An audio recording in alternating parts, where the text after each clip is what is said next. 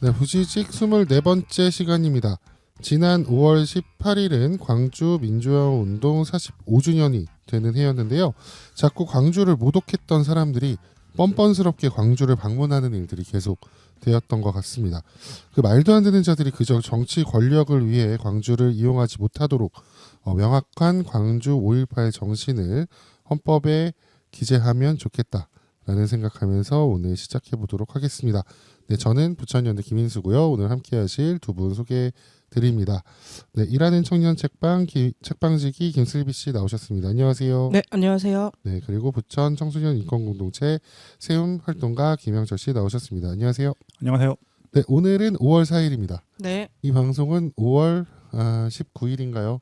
그때 지금 올라가 있을 겁니다. 네, 오늘 인권 이슈 시간에 좀 간단하게 다뤄볼 텐데 광주 혹시 가보신 적 있으세요, 두 분은? 저는 못 가봤습니다. 아, 못 가보셨나요? 네, 한 번도 못 아하. 가보셨다고요? 네, 한 번도 못 가봤어요. 오. 영철 씨는 죄송합니다. 가보셨어요? 아니요, 죄송한 건 아니고. 오. 저는 2번 갔다 왔습니다. 네, 언제 다녀오셨어요? 한 번은 고등학교 2학년 때고요. 네. 다른 한 번은 20살인가 21살 때인가 갔다 왔던 것 같아요. 고등학생 때는 이제 그 세움에서 네. 이제 여름방학 겸 했던 것 같은데, 아 여름방학이 아니었구나. 학기 중이었구나. 5월이니까. 네. 그때 주말에 1박 2일로 토일을 갔다 왔던 기억이 있고요. 버스를 1박으로. 대절해서. 네. 저랑 같이 갔던 것 같아요. 그 닭회 먹었. 그죠. 네, 아, 네. 같이 갔었네요. 닭회. 아, 네네네. 공포의 닭회. 네, 그렇습니다. 음흠. 그때 갖고 대학 성인 될 때는 좀 기억이 정확하지 않은데 네. 그때는 가족들이랑 갔던 것 같기도 하고. 오. 근데 이제 진짜 거기 광주를 여행으로 간 게 아니라 지나가면서 갔던 것 같기도 하고 이게 좀 정확하지가 않아서 근데 2번 정도 갔던 것 같아요. 항상 갈 때마다 느끼는 건데 약간 분위기가 네. 좀 뭔가 이렇게 엄청 들뜨지 못하는 사실은 그런 분위기로 저는 갔었던 것 같아요. 뭐 금남로나 이런 데 갔을 때 또는 전남도청 옛 전남도청 자리 이런 데 갔을 때 어쨌든 그 당시에 이제 희생자분들이 또 네. 열사분들이 계시잖아요. 그래서 분명히 그때 어쨌든 어렸을 때 가거나 어딜 가면 분위기 좋게 막 이렇게 얘기도 하고 웃고 네. 떠들고 이러면서 다니긴 하는데 그러지 못했던 것 같고 네, 그래서 뭐를 이제 다 돌아보고 나서 끝날 때 네. 뭘 먹지 않습니까? 떡갈비라던가 뭐 이런 것들을 이제 먹었었는데 이제 그럴 때 그나마 조금씩 얘기하고 그랬던 무거운 마음을 계속 가지고 있었던 것 같다라는 생각이 좀 들고요. 네. 이번 5.18도 되게 중요하다고 했다고 합니다. 그쵸. 그래서 45주기이기도 하고 45주년이기도 하고 그 어쨌든 파면 이후에 네. 또 이제 광주를 맞이하는 거라서 5.18 맞이를 하는 거라서 되게 많은 의미를 가지고 또 사람들이 방문을 했을 텐데요. 네. 네, 그러면 이런 이야기까지 포함한 여러 가지 인권 이슈를 다루는 네. 슬비 씨가 진행하는 인권 이슈로 넘어가 보도록 하겠습니다.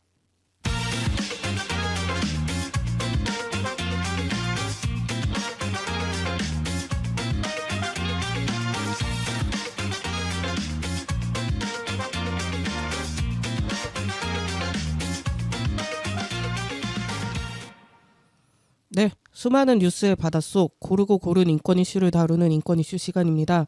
2-3개 정도 인권 이슈를 이야기할 텐데 소식지에 있는 사회적 약자에 대한 기사 중 각자 골라온 것들을 소개하기 전에 네. 제가 올해 이번 달 소식지에 이제 5.18 관련해서 이제 인권 이슈를 작성을 했는데요. 네. 네. 이게 쓰고 나니까 네. 5.18에 대한 내용이 생각보다 길진 않아가지고 그러니까 5.18에 대한 내용보다 사실 약간 사설처럼 그냥 글을 쓴 거였어서 네. 짧게 그냥 소개를 해드리면 그냥 5.18에 대한 내용과 이제 5.18이 12.3 계엄을 시민들이 막아내게 했다.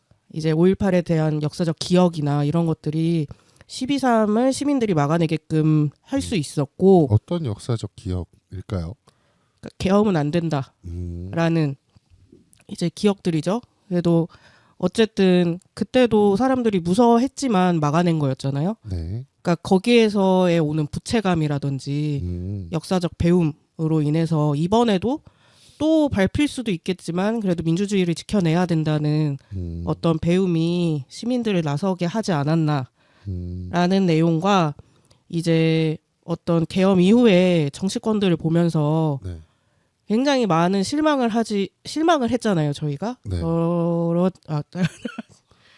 저 사람들을 보면서 저런 것들이 아니요. 네, 아니죠. 저분들 네. 이제 정치인들을 보면서 그러니까 엘리트들에게만 이제 정치를 맡겨놨을 때가 저희가 이제 대의민주주의해서 이렇게 괜찮은 사람들을 뽑아두고 알아서 좀 잘했으면 좋겠다라고 하는 정치 체제잖아요, 지금은. 네.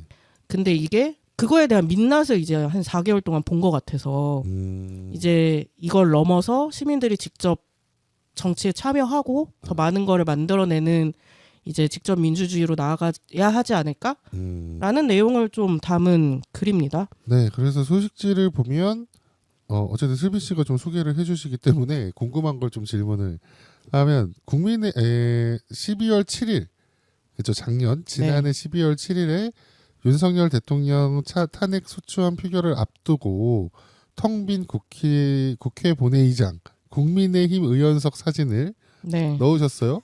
이것도 약간 퓰리처상. 요거 연합뉴스에서 아마 가지고 오신 것 같은데 요 사진을 왜 넣으신 거예요? 그러니까 일을 안 하는 느낌이 들어서 이게 어떤 그러니까 계엄이라는 큰 이슈가 있는 거잖아요. 네. 그러니까 되게 잘못된 일인데 네. 자기 당파의 어떤 이익 때문에 네. 국민들의 지금 목소리를 안 듣고 표결장에도 다 빠져나간 거잖아요. 그렇죠. 그러니까 이게 좀 문제지 않나?라고 해서 그냥 생각이 나서 넣은 거긴 해요. 맞아. 이래놓고 아까 제가 오프닝에서도 말씀드렸는데 국민의힘 의원들이나 뭐 대선 후보나 이런 사람들만 5.18 가려고 막 네. 광주 가려고 한덕수도 막 저 호남 맞아요. 사람입니다. 와 진짜 어이가 없어가지고 한덕수가 그 전에 광주 사퇴 막 이런 얘기하고 그랬다면서요. 맞아요. 근데 이번에 5.18 간다고 막 대선 나간다고 막 그렇습니다. 예. 열받네요 갑자기. 그렇습니다. 네 그런 이야기들 해주셨다. 네. 맞아요. 저도 요거 보면서 되게 깔끔하게 글 잘 쓰셨다라는 생각이 좀 들었고요. 마지막에 보면 기억에 남는 부분은 시민들이 함께 이야기하고 법을 바꾸고 책임지지 않는 정치인은 끌어내릴 수도 있는 그런 세상이어야 한다고 생각한다. 라는 말과 함께 그 스위스에서 네. 열리는 란츠 게마인데라는 사진을 올려주셨는데 네. 요게 또 궁금하더라고요. 스위스 관광청에서 가져오셨어요? 사진이 스위스 관광청이더라고요. 네, 이런 거 보러 와라 뭐 이런 느낌 그렇지 않을까요? 일 어찌 수도 보면 있겠네요. 스위스가 직접 네. 민주주의에 어떻게 보면 거의 선봉이니까. 아 선봉. 네. 그래서 아마 좀 나름 장관이잖아요. 이게 그렇죠. 소식지를 보시면 아시겠지만 이제 노란 투표지를 이제 다들 거수를 한단 말이죠. 이게 뭐 정말 요즘에는 다 온라인이고 네. 그런데도 거수로 이제 표결을 하잖아요. 여기에서 오는 약간 멋있는 게 있는 것 같아요. 그래서 사진만 봐도 저도 되게 멋있다라는 생각이 좀 들어요. 네, 여기는 주민들이 거의 무제한으로 발언을 한대요. 개인 발언권이 있대요. 그래서 저 많은 분들이 생각을 좀 했습니다. 근데 그렇게 자주 하다 보면 네. 또 그렇게 많은 분들이 안 하지 않을까요? 그런가? 그러니까 우리야 워낙에 할 기회가 없으니까 한번 얍 잡혔을 때 막 약간 하는 거지. 성토처럼 그런 느낌이 좀 들기도 하네요. 그러네요. 네. 네. 어쨌든 그 인권 이슈 제가 작성한 부분은 여기까지 하도록 하고요. 네. 그 다음은 인수 씨 거 네. 진행해 보도록 하겠습니다. 저는 두 가지를 꼽았는데 하나는 이제 인권위원회가 매년 퀴어 축제 있잖아요. 네. 거기 참여를 했었대요. 네. 근데 이번에 안 하겠다. 그 안창호 위원장이 되고 나서 이제 이번에 안 하겠다라고 해서 그 인권위 직원들이 스스로 부스를 차리겠다라는 맞아요. 얘기를 해주셨고 이제 쭉 요거는 이제 다음번에 조금 더 다뤄보면 좋겠다라는 생각이 들고요. 네. 네, 이번엔 또 외국인 노동자 얘기입니다. 그래서 외국인 노동자가 100만 명인데 괴롭히는 직장 내 괴롭힘 실태 파악이 안 된다. 그러니까 그 고용노동부에서 직장 내 괴롭힘을 조사를 할 때 내국인 외국인 이렇게 나눠서 조사를 하는 게 아니라 그냥 통으로 그냥 괴롭힘에 대해서만 조사를 한대요. 네, 그래가지고 실상은 외국인 노동자들이 훨씬 더 많을 수 있는데 거기를 그러면 심각하니까 이제 집중해서 네. 실태 파악을 할 필요가 있다라는 맞아요. 얘기입니다. 네. 그래서 보시면 기사 제목은 외국인 근로자 100만 명 시대에 괴롭힘 실태 파악도 안 돼라는 뉴시스 기사고요. 2025년 5월 1일에 노동절이라서 이제 올라왔나 봐요. 그래서 이제 그 당시에 그 괴롭힘을 당한 외국인 노동자들이 이제 쭉 기사에 몇 번씩 나온 적이 있거든요. 네. 특히 이제 농장 같은 곳들에서 이제 그런 것들이 있었고 그 이번에 제가 좀 처음 안 얘기는 그 고용 허가제라고 E9 비자가 있대요. 네. 근데 그게 이제 거기에서 일하는 사람들의 경우에는 사업장 변경을 하기가 어렵다라고 합니다. 그리고 이거 연장하려면 또 사장이 어떤 게 필요한가 봐요. 그래서 사장 말을 잘 들어야 하는 그런 상황도 있다고 합니다. 그래서 요게 이제 그 이 기사에선 어떤 얘기를 하냐면 그 이주노동자 증언대회를 열었었대요. 민주노총에서. 그래서 이게 고용허가제 20주년을 맞아서 2024년에 이제 11월에 열린 걸로 이제 나와 있는데 비자를 연장해야 돼서 아무 말도 할 수 없는데 사장은 캄보디아로 보내겠다고 협박하고 변동 신고도 없이 다른 공장으로 가라고 욕설을 했다. 뭐 이런 이야기들. 그러니까 말도 안 되는 그냥 얘기들이 계속되고 있는 거고 뭐 신발로 때리고 그래서 사업장 변경 요청했는데 그 뒤로 일도 안 시키고 월급도 안 주고 뭐 그러고 있다고 합니다. 그래서 어쨌든 이 외국인 노동자들에 대한 그 괴롭힘 대책이 좀 필요하다라고 하는 걸 요구를 했고요. 그래서 인권 실태나 노동 환경 등을 전면적으로 조사를 해야 된다. 맞습니다. 네, 라는 이야기입니다. 그 애초에 직장 내 괴롭힘이 5인 미만 사업장에서는 적용이 안 되잖아요. 네, 그래서 이제 또 이게 외국인 노동자를 많이 고용하는 곳은 이제 큰 업체도 있겠지만 대부분 작은 소규모 업체인 때가 많아요. 맞아요. 농장이라든지 막 이런 곳은 특히. 그런데 실태가 잘 파악이 되지 않는다. 그러니까 직계로도 잡히지도 않고 애초에. 그걸로 신고조차 할 수 없는 네. 경우가 많다. 심지어 하는 얘기입니다. 기사 보니까 직계 신고했을 때 내국인 외국인도 구분 안 하고 남자 여자도 구분 안 한다고 하네요. 이거 정도면 사실 직장 내 괴롭힘이라는 거에 대해서 뭐라고 해야 될까? 분석을 할 생각이 없었던 게 아닌가? 생각이 좀 들어요. 그러니까 이게 직장 내 괴롭힘이라는 법 자체가 나온 이유가 어떤 성차별이나 이런 것들로 인해서 나온 경우도 있었고 갑질 논란에 의해서 나온 게 있었는데 실제로 직장에선 그 당시에 지금은 또 어떻게 됐을지 모르겠지만 그 당시에 상사나 뭐 사장이나 이런 사람들은 남성이 훨씬 더 많은 상태였고 그리고 역시나 괴롭힘을 당하는 사람들은 사회적 약자들이 많았던 상황이 이거잖아요. 네. 그런 취지를 좀 살려야 된다라는 생각이 좀 들었고 요 기사 말고 다른 기사에는 그런 얘기도 나와요. 이제 E8 비자라고 계절 근로자? 예, 계절 근로자. 계절 근로자로 들어오는 사람들도 있대요. 근데 요새는 계절 근로자로 원래 뭐 농촌이나 이런 데 가나 보죠.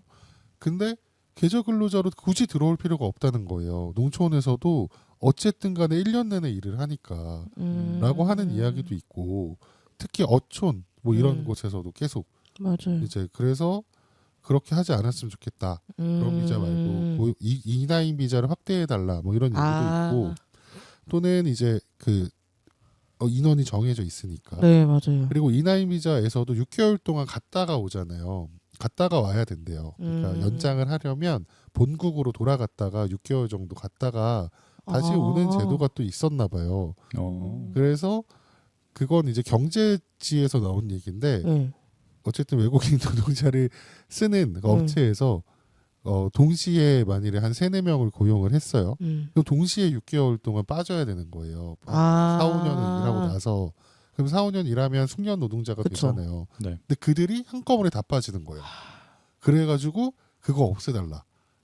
그러니까 이게 되게 외국인 노동자들에 대해서 한쪽에서는 진짜 사람이 없어서 이 사람들 되게 중요하다라고 하고 있고 한쪽에서는 이런 지금 오늘 소개해드린 것처럼 괴롭히고 있고 그 지위를 이용해서 괴롭히고 있고 그러니까 이런 것들이 사실 관리가 그러니까. 하나도 되고 있지 않다라는 게 보여지는 거예요. 그러니까 실제로 외국인 노동자가 필요한 사업장이 있고 계속 필요한 사업장이 있고 그렇지 않다라고 생각하는 사람들이 있고 근데 실제로 보면 중소기업이나 이런 데들은 외국인 노동자들이 없으면 돌아가지 않는다는 맞아. 말도 되게 많이 하고 네. 지난번에도 말씀드렸지만 그래서 차별금지법 같은 것들이 좀 보장이 돼야 되는 게 있고 그리고 외국인 노동자들에 대한 집중적인 실태조사가 필요하고 그것만을 관리하는 어떤 부서든 그런 것들이 좀 필요하지 않을까라는 생각이 들고 있습니다. 네. 영철 씨는 뭐 어떻게 생각하세요? 일단 직장 내 괴롭힘으로만 통계조사 한다는 것도 저는 이번 기사로 알아가지고 아까 말했듯이 뭐 성별이든 뭐 내국인 외국인으로 나눠서 한다든지 이렇게 세분화되어 있지 않게 그냥 딱 진짜 괴롭힘이라는 걸로 뭉뚱그려서 한다는 거 일단 이번에 알아서 좀 놀랐고요. 그러니까 지금 사실 거의 다 말씀하셔서 진짜 이 괴롭힘에 대한 뭔가 수치를 보여주려고만 하고 이 수치를 통해 우리가 뭐 어떻게 해결해 나가야겠다, 뭐 개선하려고자 하는 의지가 없었다라는 게 오히려 저 통계를 통해 드러난 게 아닌가 싶은 생각이 들었습니다. 맞아요. 어쨌든 저도 요즘 이제 어쨌든 이주민 관련해서 저희가 계속 말을 자주 이야기를 하잖아요. 네. 저희가 그래도 한 몇 달 동안 계속 꾸준하게 하다 보니까 그래도 요즘에 비자나 아니면 이분들의 실태나 이런 걸 좀 더 잘 네. 알게 되는 것 같아가지고 맞습니다. 꾸준하게 이제 뭐 한 주제를 가지고 하는 것도 되게 좋은 것 같습니다. 네. 그래서 저는 여기까지입니다. 알겠습니다. 네. 숙제 발표하듯이. 그다음에 영철 씨는 어떤 거 준비하셨죠? 예, 저는 소식지의 청소년 부분을 골랐고요. 제목은 고교생 정치활동 허용, 요동치는 교실이라는 요동까지. 네, 라는 기사고요. 한국교육신문이라는 곳에서 가지고 왔습니다. 기사는 4월 9일자 기사고요. 지금 그러니까 우리나라에서 청소년 참정권이 이제 고3까지만 있잖아요. 생일이 지난 만 19세 청소년들에게만 지금 투표권이 주어지고 있는데 사실 청소년 단체들은 오래 전부터 이제 계속 청소년 참정권을 더 확대해야 한다 하면서 이제 연령 제한을 더 낮춰야 한다라고 목소리를 계속 냈었잖아요. 이제 그럴 때마다 주로 돌아오는 반응이 이제 뭐 흔하지만 뭐 청소년들은 아직 미성숙해서 투표권 주면은 뭐 투표를 이상하게 한다 뭐라던가 그 외에 뭐 아직 투표권을 주기에는 비단 청소년만의 문제가 아니라 우리나라 교육 시스템이 정치에 대한 이런 것들을 알려준 게 없기 때문에 이렇게 갑자기 확 낮춰가지고 투표권을 줘버리면은 좀 혼란이 있을 수 있다. 뭐 이런 얘기까지 되게 다양한 우려의 목소리가 많잖아요. 입시 교육만 받던 사람들이 어떻게 정치에 참여를 그렇죠. 하냐? 네. 그런 반응이 많았는데 네. 최근에 이제 투표권까지는 아니지만 원래 교내에서 정치 활동도 학생들은 하면 안 되는 걸로 알고 있었거든요. 저도 그러니까 교내 교칙으로 그래가지고 왜냐하면은 일단 학교라는 곳이 일단 교육의 장이다 보니까 사실 이미 학교 안에 있는 선생님들부터 정치적 중립성이라는 이유 때문에 정치 활동을 다 금지하고 있잖아요. 아, 그렇죠. 네. 그런 거의 연장선으로 그에 따라 학생들도 그러네. 정치 활동을 하면 안 된다라는 게 뭐 법으로는 아니지만 이런 교내 교칙 같은 걸로 다 있는 걸로 알고 있거든요. 그래서 한부 뭐 무슨 정치적 발언을 한다던가 뭐 정치적 캠페인을 한다던가 이런 걸 하면 안 되는 걸로 알고 있고 하게 되었을 때 제재를 받을 수 있다라는 걸로 알고 있었거든요. 그러니까 올해 그 계엄 시기 동안 네. 정치적인 발언을 하면 퇴학까지 가능하다라는 학칙이 있는 학교들이 있었거든요. 맞아요. 맞아요. 그래서 발언하는 거에서 들었던 것 같아요. 네.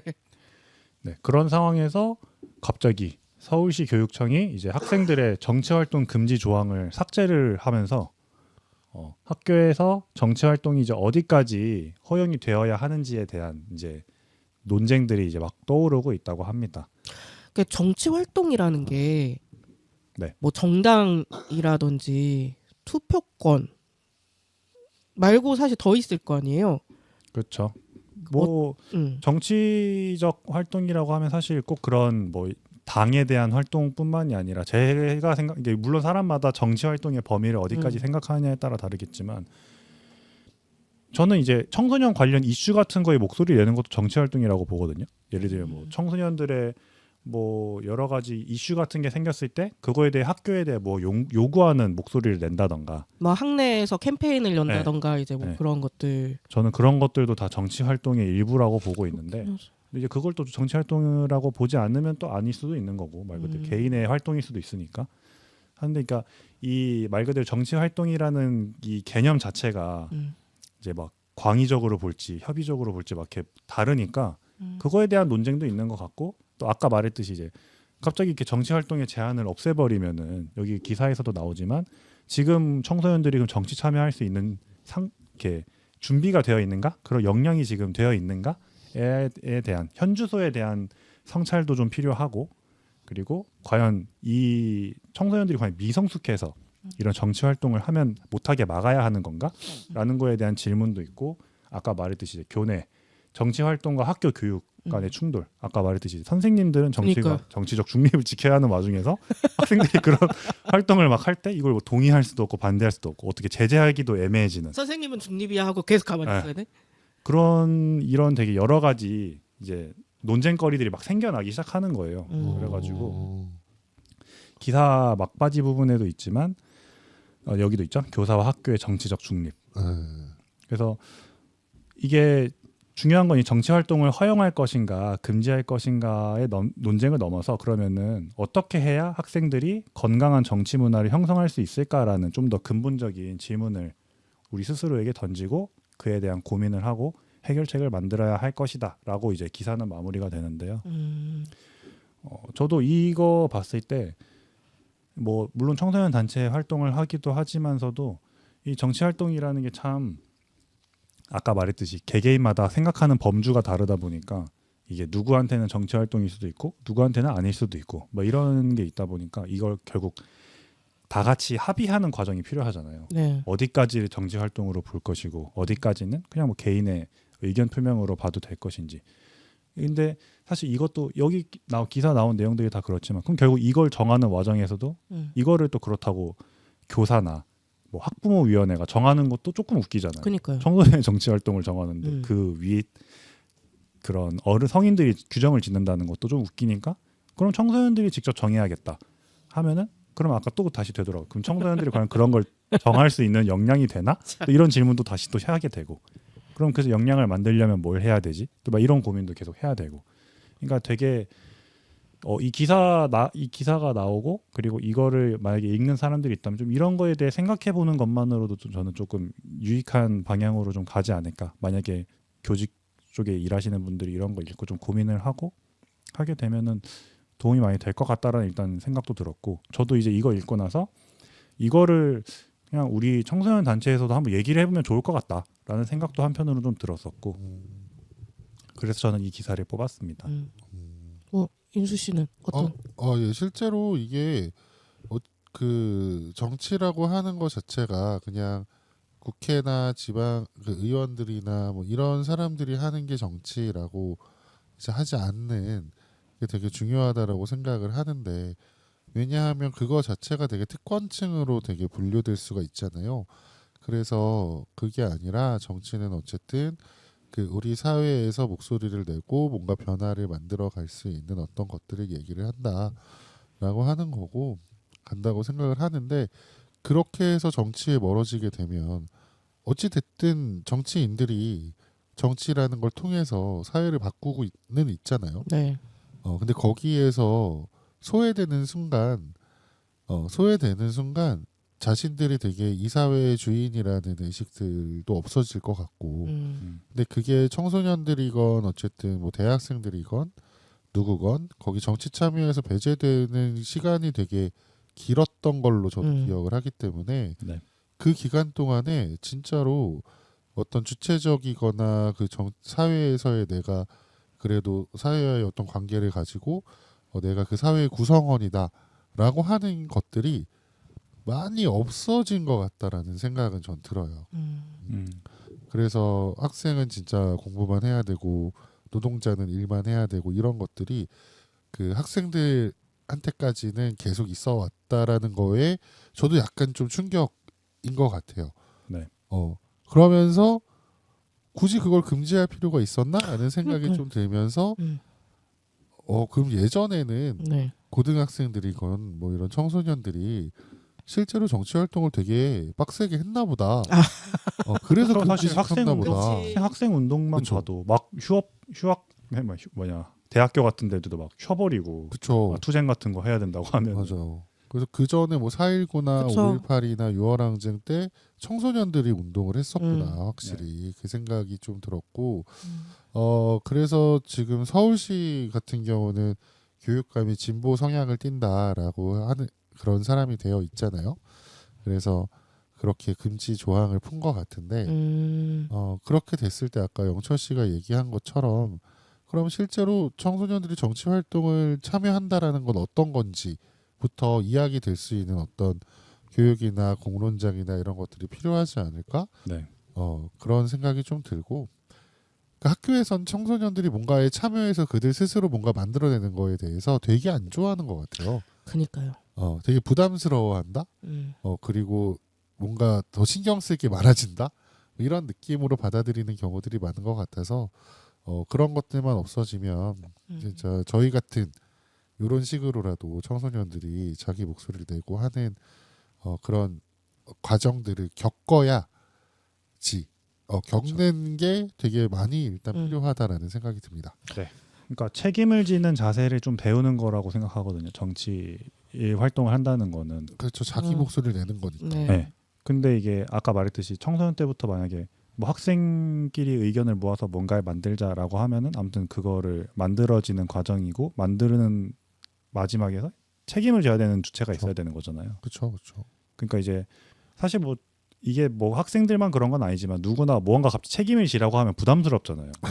뭔가 갑자기 딱 떠안아졌을 때. 네, 맞아요. 그러면 약간 망설여지게 되잖아요. 이건 사실 나이를 떠나서 그렇죠. 그런 거에 대한 부담감부터 시작해서 근데 이것도 사실은 많이 해봐야 좀 적응이 되는 거잖아요. 맞아. 책임을 지는 것도. 이게 맞습니다. 정말 무슨 내가 감당 못할 걸 막 시키는 것도 아닌 것도 많은데 그냥 이 책임을 져야 된다는 부담감 때문에 안 하게 되는 것도 은근 많고 그러니까 이제 그런 좀 책임감에 대한 좀 그런 개념들을 좀 체화하면은 좀 더 정치 참여 같은 거에서 좀 거리낌이나 거부감이 덜하지 않을까 좀 이런 생각도 한편으로는 들더라고요. 네, 저도 5월 대선 기간에 청소년들에 대한 네.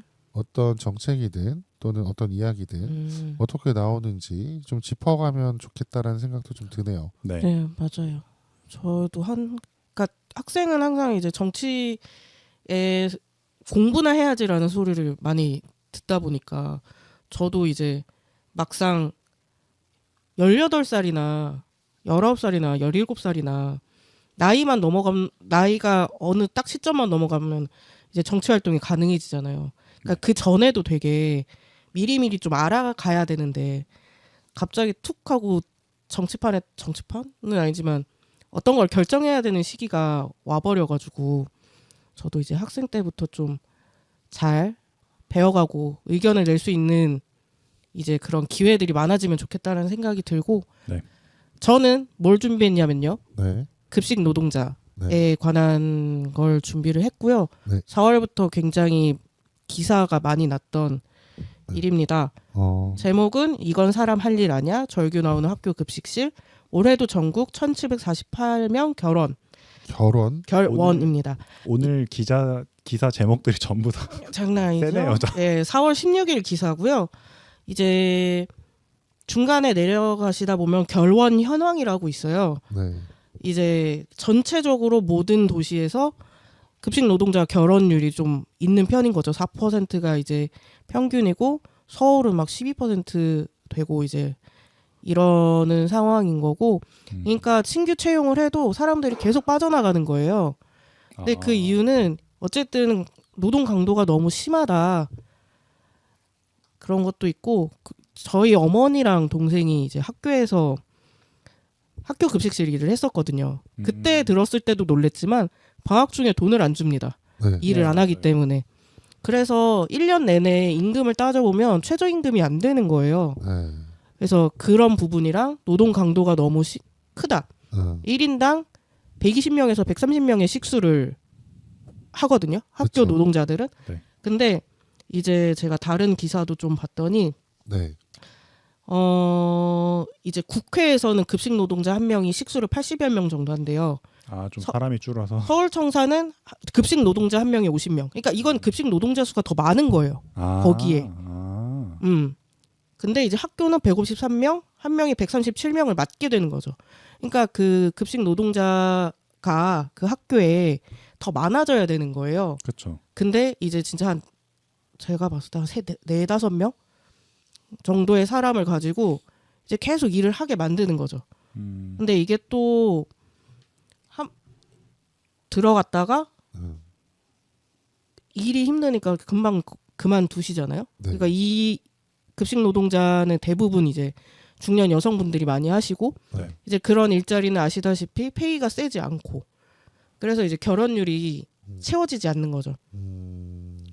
그리고 이제 이산하면서 그러면은 일의 강도라도 줄여달라. 네. 거기에서 제일 많이 나오는 것들이 이제 전처리 과정을 줄여달라거든요. 이제 전처리라는 거는 이제 음식을 만들기 전에 감자를 깎는다든지 양파를 다듬는다든지 이제 막 이런 일들이에요. 근데 이런 일들을 아예 전처리가 되어 있는 물건으로 가져다 달라. 깐양파. 이러면 노동 강도가 확 줄어들잖아요. 네. 그리고 이제 막 국 같은 것도 냉면 그릇으로 주거나 하는 것들도 있잖아요. 그런 것들도 아예 없애달라. 그냥 식판이 있으니까 그냥 거기다 담으면 되고 아니면 거기에다가 이제 또 선생님들은 또 다른 음식 나가시는 거 아시죠? 네. 그런 것도 없애달라. 다 똑같이. 인원이 적은데 그 많은 것들을 어떻게 다 합니까? 사실상. 그러니까 이제 이런 것들을 줄여주던지 사람을 늘려주던지. 근데 사실 사람을 늘리려면 페이가 좋아야 되고 근데 페이는 늘려주지 않으려고 하고. 예, 여기서 오는 문제들입니다. 네. 그 흑백 요리사에 나오셨었잖아요. 네, 그렇죠. 그분 이야기를 한번 찾아봤는데 어쨌든 여전히 그때 이후에 인터뷰하신 내용 중에 조리실 여건이 이전보다 나아졌어도 아직 개선할 점이 남아있다. 여름에 방수 앞치마를 두르고 뜨거운 물이나 불 앞에 서면 너무 덥다라고 이야기를 하셨다고 합니다. 어머니가 항상 여름 때 숨이 막혀가지고 쓰러질 것 같다고 하셨었어요. 네. 진짜. 그리고 진짜로 사람이 없어서 급식대가 분이 되게 손이 빠르시잖아요. 사람이 없어서 그런 거래요. 그럴 수밖에 15년 정도 하면 그렇게 될 수밖에 없대요. 막 계란 후라이를 2-300개를 해야 되고 네. 그래서 그걸 후라이 말고 오븐이나 막 이제 아예 좀 더 편한 방식으로 하면 안 되냐 이제. 근데 그런 것도 계란 후라이가 더 맛있으니까 계란 후라이로 해야 돼. 이제 이렇게 되는 거. 그러면 이제 또 한 명이 아예 계란 후라이만 해야 되는 상황들. 맞아요. 그것도 사오면 되잖아. 파니까. 근데 이제 그거는 또 애들 먹이는 거니까 잘해줘야 돼. 라는 이제 스탠스로 하나하나 다 하게 만드는 거죠. 맞아요. 그러니까 애들에게 그 기사도 봤던 것 같은데, 그러니까 만드는 사람이 뭐 행복해야 아이들도 할 수 있다 이렇게 하고, 이제 방학 때도 거의 뭐 20만 원인가 그 정도밖에 못 받는 그런 것도 있고 그런 문제들이 있어요. 그래서 급식 노동자분들이 진짜 몇 년째야 지금 한 3-4년 정도? 그 어쨌든 직업병, 네. 되게 확실한 직업병, 폐질환 이런 것들이 확실히 있고, 네, 조리움 때문에. 그리고 진짜 노동 강도가 너무 세고 이런 걸 계속 알려왔는데 사실 뭐가 바뀌었나 싶기는 해요. 네, 여전히 아이들은 줄어간다라는 핑계로 더 노동자를 이제 더 고용을 안 하는 것 같기도 하고. 네. 근데 하지만 그 전에는 아이들이 많았을 때도 그렇게 많지 않았다. 맞아. 그렇다. 진짜 저 고등학교 때가 고등학교 한 학년이 한 400명이었으니까 한 1200명 정도 되는 학교였단 말이에요. 네, 그리고 중학교도 같이 있어서 거의 한 2000명 됐을 거예요. 그렇죠. 근데 조리실에 10명이 안 되셨던 것 같아. 맞아요. 10명 안 돼요. 어. 저는 급식실 알바를 한 적이 있습니다. 오호. 오. 상국 중학교에서 했는데 예. 거기도 그 정도 됐을 거 아니면 그 사람 수가. 근데 거기에서 일하시는 분들이 한 10명 남짓이 안 됐던 것 같아요. 맞아요. 그냥 그리고 조리하는 공간도 보면 한 6명 됐던 것 같은데 저랑 한 명 더 친구 있었는데 그 네. 둘 빼고 영양사님 빼고 예. 한 6명 거의 정도 있었던 것 같아요. 음. 그래서 진짜 큰 그 솥에다가 계속 돈가스를 뭐 튀기거나 그러니까. 제육을 볶거나 했었던 기억이 하나씩 주워 먹고 했었는데 그렇다. 음. 영철 씨는 어떤 의견이 있으신가요? 급식 노동자들의 환경이 되게 불안정한 거는 알고 있었거든요. 아까처럼 뭐 방학 기간 되면은 일자리가 없어진다던가 인당 감당해야 되는 인원이 되게 많은 것이라던가. 근데 사실 저희 어머니도 제가 중학생 때 한번 급식 그 노동을 하셨었거든요. 한 2년 하셨던 것 같아요. 중학교에서 중학교 급식 그거를 하시다가 나중에 초등학교 유치원 간식 보조교사 뭐 이런 식으로 채용을 해가지고 일을 하셨었는데 네, 무튼 급식 노동자분들이 되게 지금 사람도 모자라고, 그러니까 이 결혼이 되게 안 채워지는 게 저게 진짜 문제다. 맞습니다. 심각하다라는 게 많이 느껴졌고, 그러니까 아무튼 저게 누군가가 힘들어서 그만두게 되면은 더 힘들죠. 그 사람만큼의 분담을 남은 사람들이 또 다 맞아요. 계속 이렇게 지고 가야 되는 거잖아요. 맞습니다. 그러니까 이게 참 또 그렇다고 이 사람들은 할 만해서 하는 것도 아닌데 남은 사람들은 이 사람들도 나름 뭔가 본인들만의 뭐 책임감이나 뭐 이런 것 때문에 남아 있는 걸 텐데. 맞습니다. 그러니까 이게 참 이 근무 환경을 개선해야 되는데 이 근무 환경을 개선한다는 느낌보다는 약간 노동자들끼리 서로 탓하게 하려는 그런 분위기도 좀 있는 것 같고, 그러니까 그런 고용주나 이런 쪽에서 더 개선을 해야 되는데 네. 막 저 사람 뭐 일머리가 뭐 근성이 없어서 뭐 그냥 가버리네 뭐 이런 식으로 책임을 돌린다던가 그런 것들도 좀 제법 있는 것 같고 참 보면은 많이 답답합니다. 네, 저도 진짜 얘기하고 싶은 게 좀 있었는데 이게 그 음식 만드는 게 어쨌든 여성들의 노동이 그 저번에 우리 얘기했을 때 여성들의 노동이라고 생각을 하잖아요. 네. 근데 실제로 유명한 셰프는 남성이 더 많은 거고 이렇게 이런 누군가 아이들을 위해서 또는 누군가를 위해서 막 대량으로 막 열악한 환경에서 음식을 해주는 건 여성들이어서 그게 당연하다고 그렇게 느끼면서 해가지고 그러니까. 여기에 지금까지 이런 노동 환경이 만들어진 게 아닌가라는 생각도 조금 들긴 해요. 맞아요. 특히 이제 중년 여성분들의 일자리다 보니까 더 개선이 느려지는 것 같은 맞아요. 약간 합리적인 의심? 맞습니다. 그래서 환경미화원 뭐 이런 분들이나 네. 이런 분들도 어쨌든 그 노동 환경이 안 좋고 그렇게 처음부터 안 좋게 설정을 해놓은 게 아닌가. 급식 노동자들도 처음부터 너무 안 좋게 설정을 해놓은 게 아닐까.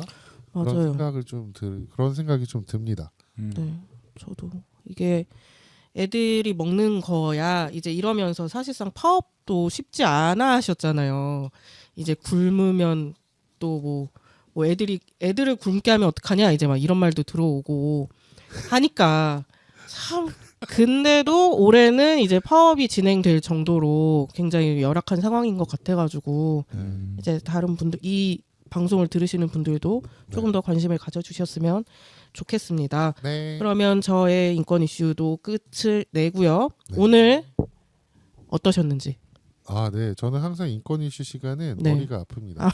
이것저것 생각해야 될 것도 많고 듣다 보면 되게 궁금해지는 것들이 생기거든요. 그럼 이제 그건 뭐지? 계속 그러면서 조금씩 배워간다라는 느낌. 원래 알고 있었던 내용인데도 또 다시 환기시키는 느낌이 들어서 좋았다. 네. 네. 영철 씨는요? 네, 저도 이 인권 이슈 하면서 다양한 사회적 취약계층들 기사 관련해서 찾아올 때마다 언제쯤 좀 좋은 소식을 갖고 올 수 있을까 이런 생각도 좀 막 들게 되고, 예를 들면 장애인 쪽에서 뭐 장애인 이동권 관련된 조례가 통과가 됐다 막 이런 와. 거 축하할 만한 그런 소식을 갖고 올 날이 올해 몇 번 있을까 그런 생각이 드네요. 오늘 좀 갑자기 좀 더 드네요. 아 네. 그러네요. 저도 이 생각은 아예 한 번도 해본 적이 없는데. 네. 내가- 인권 이슈한데 분위기가 막 좋아, 막 축제 분위기야. 신난다. 인권이 드디어 잘 막 네, 장애인 쪽에서 뭐 이게 됐답니다. 이런 거. 와. 와, 이제 이런 게 참 이런 얘기를 언제 해볼 수 있을까 아. 생각이 드네요. 맞아요. 저도 인권 이슈 때만 거의 하면서 엄청 찾아보면서 하고 있어요. 혹시 내가 뭐 또 잘못하고 있나? 아니면 또 다른 새로운 기사가 있나? 하면서 저도 막 머리 아프게 진행하고 있는 것 같긴 합니다. 네. 그래도 의미 있는 시간이라고 생각하면서 전문성 있는 게스트 분이 나오셨으면 좋겠다. 제발. 네, 그럼 오늘 방송은 여기까지 하겠습니다. 부지직 25회 북적북적으로 찾아오겠습니다. 다음 주에 봐요. 안녕. 안녕.